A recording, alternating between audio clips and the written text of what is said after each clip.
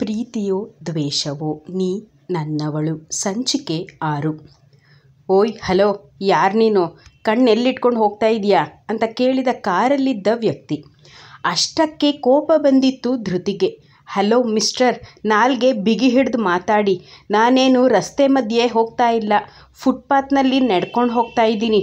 ನೀವೇ ಫುಟ್ಪಾತ್ ಮೇಲೆ ಬರ್ತಾ ಇರೋದು. ನಿಮ್ಮ ಗಾಡಿ ಎಲ್ಲಿದೆ ಅಂತ ಸರಿಯಾಗಿ ನೋಡ್ಕೊಳ್ಳಿ ಅಂತ ಅಂದ್ಲು ಧೃತಿ. ಕಾರಲ್ಲಿದ್ದ ವ್ಯಕ್ತಿ ತಪ್ಪಿದ್ದರೂ ಸೋ ವಾಟ್ ಅಂತ ಕೇಳ್ದ.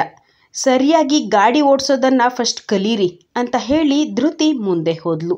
ಯು ಡ್ಯಾಮ್ ಇಟ್ ಅಂತ ಬೈಕೊಂಡೆ ಆ ವ್ಯಕ್ತಿ ಗಾಡಿಯನ್ನು ಡ್ರೈವ್ ಮಾಡ್ದ. ಕಾರಲ್ಲಿ ಇದ್ದಿದ್ದು ದುಷ್ಯಂತ್. ಅದೇ ಕಾರಣಕ್ಕೆ ಧೃತಿ ದುಷ್ಯಂತ್ನನ್ನು ನೋಡಿದ ತಕ್ಷಣ ಗೊಂಬೆ ಹಾಗೆ ನಿಂತಿದ್ಲು. ಆಕ್ಸಿಡೆಂಟ್ ಆದಾಗ ಇವಳೇ ಅವನಿಗೆ ರಕ್ತ ಕೊಟ್ಟಿದ್ದು, ಹಾಗೆ ಅವನ ಜೀವವನ್ನು ಉಳಿಸಿದ್ದೋಳು ಇವಳೇ ಆಗಿದ್ಲು. ಆದರೆ ಅವಳಿಗೆ ದುಷ್ಯಂತ್ ಈ ರೀತಿ ವರ್ತಿಸಿದ್ದನ್ನು ಕಂಡು ಕೋಪ ಬಂದಿತ್ತು. ಮಾಡಿರೋ ಸಹಾಯವನ್ನು ಹೇಳ್ಕೊಳ್ಳೋದು ತಪ್ಪು ಅಂತ ತಿಳಿದಿದ್ದೋಳು ಅವನಿಗೆ ಯಾವ ವಿಷಯವನ್ನು ಹೇಳದೆ ಅವನು ಆರಾಮಾಗಿದ್ದಾನಲ್ವ, ಅಷ್ಟೇ ಸಾಕು ಅಂತ ಅಂದ್ಕೊಂಡು ಅವನಿಗೆ ಮನಸ್ಸಲ್ಲೇ ಬೈದು ಮತ್ತೊಮ್ಮೆ ಈ ರೀತಿಯೆಲ್ಲ ಹುಚ್ಚಾಟ ಮಾಡಬೇಡ ಅಂತ ಇಂಡೈರೆಕ್ಟಾಗಿ ಬುದ್ಧಿ ಮಾತನ್ನು ಹೇಳಿ ಹೋಗಿದ್ಲು ಧೃತಿ. ದಾರಿಯಲ್ಲಿ ಹೋಗ್ತಾ ಇದ್ದ ಧೃತಿ ತನ್ನ ವರ್ತನೆ ಬಗ್ಗೆ ಯೋಚಿಸ್ತಾಳೆ. ಅಲ್ಲ, ನಂಗೆ ಯಾಕೆ ಈ ಥರ ಆಗ್ತಾ ಇದೆ? ನಾನೇನು ಅವರನ್ನು ಇದಕ್ಕಿಂತ ಮೊದಲು ಎಲ್ಲೂ ನೋಡೇ ಇಲ್ಲ. ಅವತ್ತು ಆಕ್ಸಿಡೆಂಟ್ ಆಗಿದ್ದಕ್ಕೆ ನಾನು ಅವರನ್ನು ಕಾಪಾಡಿದೆ, ಅದು ಕೂಡ ಒಂದು ಮಾನವೀಯತೆ ದೃಷ್ಟಿಯಿಂದ ಅಷ್ಟೇ. ಆದರೆ ಇವರು ನನ್ನ ಎದುರುಗಡೆ ಬಂದಾಗ ನನಗ್ಯಾಕೆ ನನ್ನ ಹೃದಯ ಜೋರಾಗಿ ಬಡ್ಕೋತು? ನನಗೂ ಇವರಿಗೂ ಮೊದಲೇ ಪರಿಚಯ ಇದೆ ಅಂತ ಅನ್ನಿಸ್ತಿದೆ ಅಂತ ಯೋಚನೆ ಮಾಡಿಕೊಂಡು ಹೋಗ್ತಾ ಇದ್ಲು. ಅಯ್ಯೋ, ಇದೆಲ್ಲ ಬಿಟ್ಟಾಕು ಧೃತಿ. ಅವತ್ತು ಏನೋ ಆಕ್ಸಿಡೆಂಟ್ ಆಗಿತ್ತು ಅಂತ ನಾನು ಅವರಿಗೆ ಹೆಲ್ಪ್ ಮಾಡಿದೆ, ಅದಕ್ಕೆ ಈ ಥರ ಎಲ್ಲ ಅನ್ನಿಸ್ತಾ ಇರಬೇಕು. ಅದು ಅಲ್ಲದೆ ಸಡನ್ನಾಗಿ ಕಾರ್ನ ನನ್ನ ಹತ್ರ ನಿಲ್ಲಿಸಿದ್ರು ಅಂತ ನನ್ನ ಹೃದಯ ಬಡಿತ ಹೆಚ್ಚಾಗಿರಬೇಕು ಅಷ್ಟೇ ಅಂತ ಅವಳಿಗವಳೇ ಸಮಾಧಾನ ಮಾಡಿಕೊಂಡು ಕಾಲೇಜ್ ಕಡೆ ಹೆಜ್ಜೆ ಹಾಕ್ತಾ ಇದ್ಲು ಧೃತಿ. ನನಗೆ ಆಫೀಸಲ್ಲಿ ಇವತ್ತು ಒಂದು ಇಂಪಾರ್ಟೆಂಟ್ ಮೀಟಿಂಗ್ ಇದೆ, ಇಲ್ಲ ಅಂದಿದ್ರೆ ಇವಳನ್ನು ಇಲ್ಲೇ ಒಂದು ಗತಿ ಕಾಣಿಸ್ತಾ ಇದ್ದೆ ಅಂತ ಬೈಕೊಂಡೆ ಆಫೀಸ್ಗೆ ಹೋದ ದುಷ್ಯಂತ್. ರಾಜವಂಶಿ ಗ್ರೂಪ್ ಆಫ್ ಇಂಡಸ್ಟ್ರೀಸ್ನಲ್ಲಿ ದುಷ್ಯಂತ್ ಮೀಟಿಂಗಲ್ಲಿ ಮಾತಾಡಿ ಹೊಸ ಟೆಂಡರ್ ಅವನ ಕಂಪನಿ ಹೆಸರಿಗೆ ಮಾಡಿಕೊಳ್ಬೇಕು ಅಂತ ತುಂಬ ಕಷ್ಟಪಡ್ತಾ ಇದ್ದ. ಆ ಪ್ರಾಜೆಕ್ಟ್ ಅವನ ಕನಸಾಗಿತ್ತು ಕೂಡ.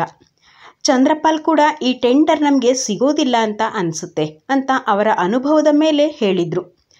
ಆದರೆ ಇವತ್ತು ದುಷ್ಯಂತ್ ತನ್ನವಳನ್ನು ಭೇಟಿ ಮಾಡಿ ಅವಳ ಮುಖವನ್ನು ನೋಡಿ ಮಾತಾಡಿಸಿದ್ದ, ಅಲ್ಲಲ್ಲ ಜಗಳ ಆಡ್ಕೊಂಡು ಬಂದಿದ್ದ. ಅದರ ಪರಿಣಾಮ ಅವನಿಗೆ ಈ ಟೆಂಡರ್ ಸಿಕ್ಕಿತ್ತು. ಚಂದ್ರಪಾಲ್ ಅವರು ತುಂಬ ಖುಷಿಪಟ್ಟರು, ಹಾಗೆ ತಮ್ಮ ಮಗನ ಬಗ್ಗೆ ಹೆಮ್ಮೆ ಕೂಡ ಪಟ್ಟರು. ಆದರೆ ಇದನ್ನೆಲ್ಲ ಆ ಶಿವಪ್ಪ ಆಟ ಆಡಿಸ್ತಾನೆ ಅಂತ ಅವರ್ಯಾರಿಗೂ ಗೊತ್ತಿರಲಿಲ್ಲ. ಅರ್ಧ ಗಂಟೆ ನಡೆದ ಧೃತಿ ಕಾಲೇಜನ್ನು ತಲುಪಿದ್ಲು. ಅವಳಿಗೆ ಪ್ರತಿದಿನಾನು ಈ ರೀತಿ ನಡೆಯೋದು ಸ್ವಲ್ಪ ಕಷ್ಟ ಅಂತ ಅನ್ನಿಸ್ತು. ಯಾಕಂದರೆ ಕಾಲೇಜ್ಗೆ ಹೋಗೋವಾಗ 2 ಕಿಲೋಮೀಟರ್, ಬರೋವಾಗ 2 ಕಿಲೋಮೀಟ್ರಲ್ಲಿ, ಒಟ್ಟಲ್ಲಿ ಒಂದಿನಕ್ಕೆ 4 ಕಿಲೋಮೀಟ್ರ್ ನಡೆಯೋದು ಅವಳಿಗೆ ಕಷ್ಟದ ವಿಚಾರ ಆಗಿರಲಿಲ್ಲ. ಆದರೆ ಪ್ರತಿದಿನಾನು ಅಷ್ಟು ನಡೆದರೆ ಮನೆಯಲ್ಲಿ ಕೆಲಸ ಮಾಡಿ ಓದೋದಕ್ಕೆ ಸಮಯದ ಅಭಾವ ಬರುತ್ತೆ ಅಂತ ಅವಳ ಯೋಚನೆ ಆಗಿತ್ತು. ಕಾಲೇಜಿಗೆ ಹೊಸ ಅಡ್ಮಿಷನ್ ಅಂತ ಅಂದಾಗ ರೇಗಿಸೋದು ಕೇಳಬೇಕಾ? ಮೊದಲೇ ಬೆಂಗಳೂರಿನ ಕಾಲೇಜ್ ಅದು. ಕ್ಯಾಂಪಸ್ ಒಳಗೆ ಹೋಗ್ತಾ ಇರೋ ಅವಳನ್ನು ಅಡ್ಡಗಟ್ಟಿದ 4 ಹುಡುಗರು ಏನು ಬುಲ್ಬುಲ್ ಮಾತಾಡೋಕ್ಕಿಲ್ವಾ ಅಂತ ರೇಗಿಸಿದ್ರು. ಆದರೆ ಹಂಪಿ ಹುಡುಗಿ ನಮ್ಮ ಧೃತಿ ಮೊದಲೇ ಘಾಟಿ. ಈಗ ಕೇಳಬೇಕಾ? ಅವಳಿದ್ದ ಜಾಗ ಯಾವ ಊರಾದ್ರೇನು, ಅವಳಿಗೊಟ್ಟು ಅವಳ ಸೇಫ್ಟಿ ಮುಖ್ಯ. ಬಾ ಬುಲ್ಬುಲ್, ಬೈಕ್ ಹತ್ತು, ನಿನ್ನನ್ನು ಕ್ಲಾಸ್ ರೂಮ್ ಒಳಗಡೆ ಸೇರಿಸೋ ಜವಾಬ್ದಾರಿ ನಂದು ಅಂತ ಒಬ್ಬ ಹೇಳ್ದ.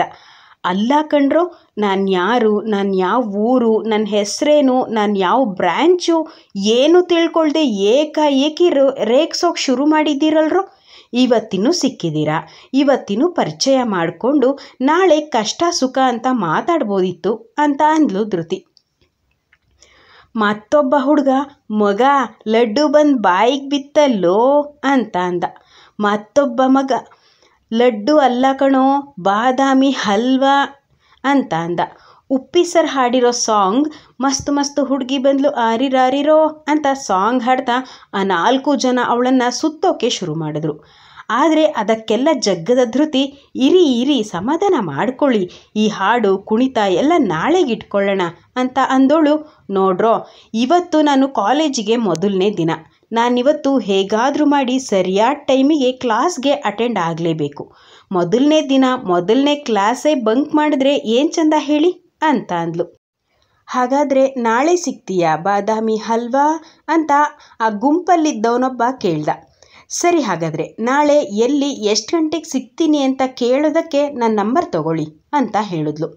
ಅಷ್ಟರಲ್ಲಿ ಆ ಹುಡುಗರು ಅವರ ಮೊಬೈಲನ್ನು ಪಾಕೆಟ್ಟಿಂದ ತೆಗಿಯೋ ಅಷ್ಟರಲ್ಲಿ ಅವಳ ಹತ್ತಿರ ಇದ್ದ ಪೆಪ್ಪರ್ ಸ್ಪ್ರೇನ ಎಲ್ಲರ ಕಣ್ಣಿಗೂ ಹೊಡೆದ್ಲು.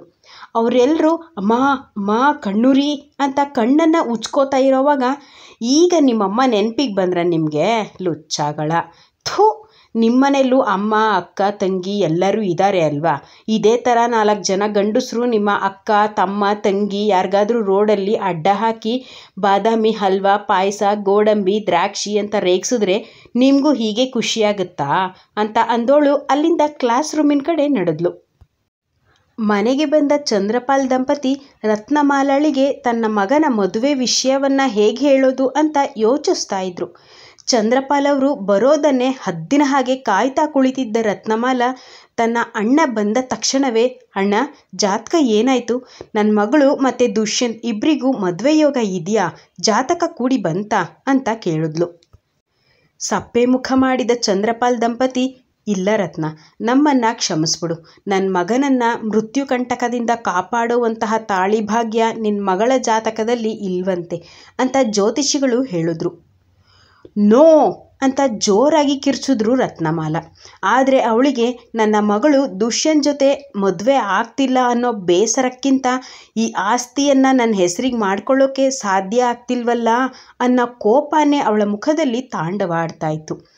ಆದರೂ ಚಂದ್ರಪಾಲ್ ಮತ್ತು ಗುಣಶೀಲ ಅವರಿಬ್ಬರು ರತ್ನಮಾಲಳನ್ನು ಮಾಡಿದ್ರು. ಸೋಫಾ ಮೇಲೆ ಕೂತೋಳು ಕೋಪದಲ್ಲಿ ಜೋರಾಗಿ ಏತಿಸಿರು ಬಿಡ್ತಾ ಇದ್ಲು ರತ್ನಮಾಲ. ಅವಳಿಗವಳೇ ಸಮಾಧಾನ ಮಾಡ್ಕೊಂಡಿರೋ ಹಾಗೆ ಮುಖವನ್ನು ಸಪ್ಪೆ ಮಾಡಿಕೊಂಡು ಕಣ್ಣಲ್ಲಿ ಬಾರದಿದ್ದ ನೀರನ್ನು ತೆಳುವಾಗಿ ಬರೆಸ್ಕೊಂಡು, ಪರವಾಗಿಲ್ಲ ಬಿಡು ಅಣ್ಣ, ನೀನು ಯಾಕೆ ಬೇಸರ ಮಾಡ್ಕೋತೀಯ? ನೀನು ಮೊದಲೇ ಹೇಳಿದ್ದೆ, ನನ್ನ ಮಗಳ ಹಣೆಯಲ್ಲಿ ನಿನ್ನ ಮಗನ ಹೆಸರು ಬರೆದಿಲ್ಲ ಅಷ್ಟೇ. ದುಷ್ಯಂತ್ ನನ್ನ ಮಗಳನ್ನು ಮದುವೆಯಾಗದಿದ್ದ ಮಾತ್ರಕ್ಕೆ ಅವನು ನನ್ನ ಅಳಿಯಾನೇ ಅಲ್ಲ ಅಂತ ಹೇಳೋಕ್ಕೆ ಸಾಧ್ಯ ಇಲ್ಲ. ಅವನು ಯಾವತ್ತೂ ನನ್ನ ಅಳಿಯಾನೇ. ಯಾರ ಜೀವನಕ್ಕೆ ಬರಬೇಕು ಆ ದೇವರು ಮೊದಲೇ ನಿಶ್ಚಯಿಸಿರ್ತಾನೆ. ನಾವೆಲ್ಲ ಬರೀ ಪಾತ್ರಧಾರಿಗಳು ಅಷ್ಟೇ ಅಂತ ಹೇಳಿ ತನ್ನ ರೂಮ್ ಸೇರ್ತಾಳೆ ರತ್ನಮಾಲ. ತನ್ನ ರೂಮ್ ಸೇರಿಕೊಂಡ ರತ್ನಮಾಲ ಜೋರಾಗಿ ಅಲ್ಲಿದ್ದ ಟೇಬಲ್ ಮೇಲೆ ತನ್ನ ಕೈಯನ್ನು ಗುದ್ದಿದ್ಲು. ಬೆಳಗ್ಗೆ ನನ್ನಣ್ಣ ಜಾತಕ ಕೇಳಿದಾಗಲೇ ನಾನು ಯೋಚನೆ ಮಾಡಿ ಕೊಡಬೇಕಿತ್ತು. ಹೇಗಿದ್ದರೂ ನನ್ನ ಮಗಳು ಚಾರ್ವಿನೇ ಈ ಮನೆ ಸೊಸೆ ಅಂತ ಅತಿಯಾದ ನಂಬಿಕೆಯಿಂದ ಹಿಂದು ಮುಂದು ಯೋಚನೆ ಮಾಡದೆ ಜಾತಕವನ್ನು ಕೊಟ್ಟುಬಿಟ್ಟೆ. ಆದರೆ ನನ್ನಣ್ಣ ಬಹಳ ಬುದ್ಧಿವಂತ. ಜಾತಕ ತಗೊಂಡ್ಮೇಲೆ ದುಷ್ಯಂತ್ಗೆ ಇರೋ ಮೃತ್ಯುಕಂಟಕದ ಬಗ್ಗೆ ಹೇಳ್ತಿದ್ದಾನೆ. ಈ ವಿಷಯದ ಬಗ್ಗೆ ನನಗೆ ಸೂಕ್ಷ್ಮವಾಗಿ ತಿಳಿದಿದ್ರೂ ಕೂಡ ಚಾರ್ವಿ ಜಾತಕನ ದುಷ್ಯಂತ್ಗೆ ಸರಿ ಹೊಂದೋ ಹಾಗೆ ಬರೆಸ್ತಾ ಇದ್ದೆ. ಚಾರ್ವಿಯನ್ನು ಅವರು ಹುಡುಕ್ತಾ ಇರೋ ಹುಡುಗಿ ಹಾಗೆ ನಟಿಸೋ ಥರ ಹೇಳ್ತಿದ್ದೆ. ಈಗ ಸಮಯ ಕೈ ಮೀರಿ ಹೋಗ್ತಿದೆ. ನನಗಿರೋ ಸಮಯದಲ್ಲಿ ಹೇಗಾದರೂ ಮಾಡಿ ಚಾರ್ವಿ ಮತ್ತು ದುಷ್ಯಂತ್ ಒಬ್ಬರನ್ನೊಬ್ಬರು ಪ್ರೀತಿಸಿ ಯಾರಿಗೂ ಹೇಳ್ದೆ ಕೇಳದೆ ಮದುವೆಯಾಗೋ ಹಾಗೆ ಮಾಡಲೇಬೇಕು ಅಂತ ಸಂಚು ಹೂಡ್ತಾ ಇದ್ಲು ರತ್ನಮಾಲ. ದುಷ್ಯಂತ್ಗೆ ಇರೋದು ಇನ್ನು 11 ತಿಂಗಳ ಸಮಯ ಅಷ್ಟೇ.